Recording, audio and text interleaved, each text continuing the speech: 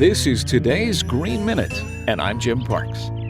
If this technology works out, it'll be so cool. In 1931, Thomas Edison said to Henry Ford and Harvey Firestone, "I'd put my money on the sun. What a source of power.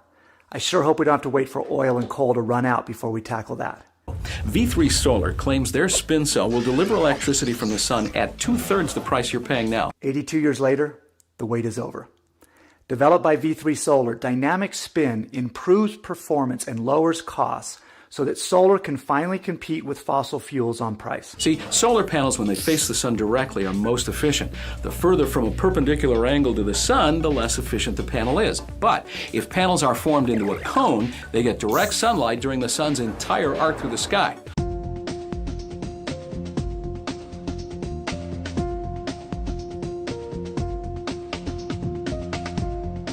Spin cell solves the heat problem. It cools itself by spinning. As distributed solar becomes part of our lives, I think these would be kind of cute. They're coming out with a solar panel that looks like a Christmas tree with a bunch of little solar cones on it, and they all rotate. Because a solar panel has to be heat resistant. That's why they're so expensive. But if you rotate them, one side's always cooling. So it's cheaper. You get these Christmas tree cones of solar power. Which will generate 20 times as much energy as regular solar panels. And they're going to put them in these beautiful little trees to make them aesthetically pleasing. And this message is brought to you by David Avocado Wolf, tireless in its quest to promote pseudoscientific bullshit and scams. Yeah, there's a problem with this: 20 times more efficient than regular solar panels. And that's that current solar cells run at about 20% efficiency. That is, of the energy from the light that falls on them, about 20% of that gets turned into electricity. So 20 times more efficient would be 400% efficient. And what makes my engines truly remarkable is the afterburner, which delivers 200% fuel efficiency. Well, that's especially impossible. And these solar panels aren't just efficient, they're magical. Not only turning 100% of the light that falls onto them into electricity, they're magically getting another 300% of efficiency from somewhere. Now that's amazing. I mean, being able to create energy from nothing. And this perpetual motion machine she made today is a joke. It just keeps going faster and faster. Hallelujah, folks. It's a miracle. Lisa, get in here. In this house, we obey the laws of thermodynamics. So why spin these things, and why put them in a cone?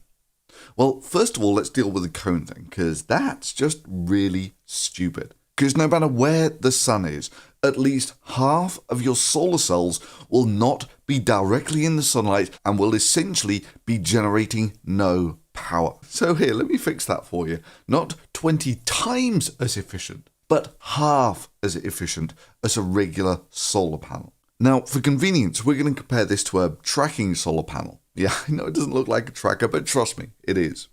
And in both cases, we're going to put the same area of solar panels on both. So to make the math easier, we're going to take a cone about 1 meter high and 1 meter in radius at the base. So it's about 2 meters across at the bottom. Now the surface area of just that outside bit of the cone is pi, which we're going to say is 3, just so the Bible can be right for once, times the radius at the base times by the length of the side of the cone, which in this case is about √2 or about 1.5. So that's easy. The surface area of this cone is about 4.5 meters squared. So our regular solar panel, we're just going to say is going to be 1 meter high again, which means it's going to be about 4.5 meters wide. Now to make our comparison simpler here, we're just going to assume that these solar panels are 100% efficient in turning the light that falls on them into energy. So how much energy will these conical solar panels generate relative to a flat solar panel? Well, maybe the simplest way to look at this is from the sun's perspective. Basically, how much is exposed to the sunlight, what its cross-section in the sunlight is the maximum flux. That's the maximum energy that can be turned into electricity. So it really doesn't matter how you cut it, putting the solar panels on a cone like this will reduce their solar cross-section by about 2/3. Or looked at another way, let's just say the sun's over here. A solar panel on the front there is going to be generating, let's say, 100% power. And obviously, this is going to drop off to 0 once you get to the edge. And then it's going to be 0 for the entire backside of the cone, which will be in darkness and will be generating no power. So far from making these things more efficient, let alone 20 times more efficient, the simple act of putting these things on a cone has thrown away about 2/3 of their potential energy generating capacity. So is there any potential upside to this?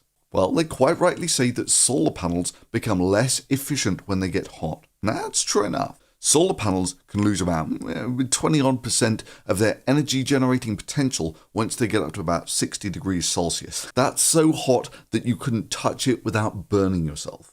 Which is why solar panels, when they're on the roof, are typically kept off the roof such that you can circulate air around them, keeping them more or less nearer the air temperature, which on the hottest days is, maybe 100 Fahrenheit or 40 odd Celsius, even though these solar panels will inevitably be somewhat hotter than the air temperature. So yeah, solar panels, because they get hot, have a modest drop in efficiency. Okay. So let's just say that you're going to get a modest boost in efficiency from spinning the solar panels. Let's give them a 20% boost in efficiency for that. And in this case, I'm just going to be super generous and add that onto their efficiency. That means at best, you're up to about a 50% relative efficiency compared to a flat tracking solar panel.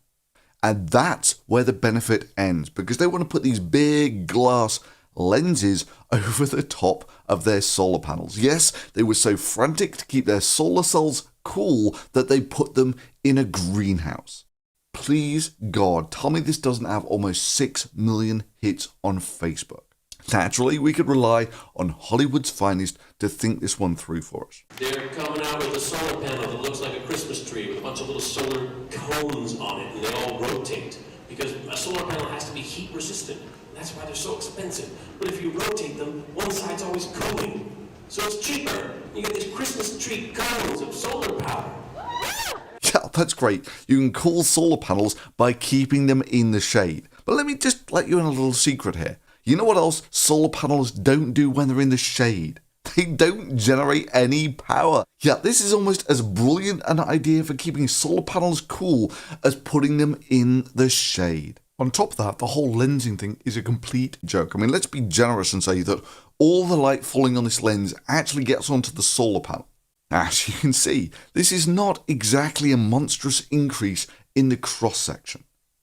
But it does have a huge fabrication cost for that glass cone, which is maybe why they settled for a computer-generated one instead. However, when you take a closer look at the people doing this, you get a distinctly different vibe. Like they're trying to use magnifying glasses to focus light onto the solar panel to get them to generate more energy, which of course is trivial enough to do. And sure, in that case, they would get a lot hotter and they would need cooling. Problem is, to get 20 times the light onto something, you would need a lens with 20 times the cross-section. Yeah, that's the approximate size of the lens they would need to generate 20 times more power. And that's just assuming that you can get an optical lens that would do it. And a lens that size, I may add, would put the world's largest refracting telescope, the 1 meter lens of the Yerkes Observatory, to utter shame. Then, of course, you have the problem. If for any reason whatsoever the motor that drives this should fail, for any reason, as will inevitably happen if you're looking at running hundreds or thousands of these things for the long term, there's no way to turn the sun off. So these things will cook like an ant in a magnifying glass in seconds. Sad thing is, solar power in the right venue is actually pretty good. And spinning solar panels and putting them on a cone might look cool. And it might fool the odd celebrity or the odd guy on Facebook who puts it out for somehow 7 million people to see. It's just a really dumb thing to do. Sadder thing is that the number of things I've got to bust has gone up like crazy. Now people keep sending me this stuff. Plants that power USB, diamond batteries, salt water powered batteries, salt water powered cars, water that doubles the fuel efficiency of your engine, or just water that cures absolutely everything. Free power for the third world, another billionaire's idea, or Musk's Mars mission. Yeah, seems like the amount of bullshit science out there has got 10 times the media footprint of real science. And for that, I would like to thank all of those who support this channel through Patreon in helping to somewhat redress this balance.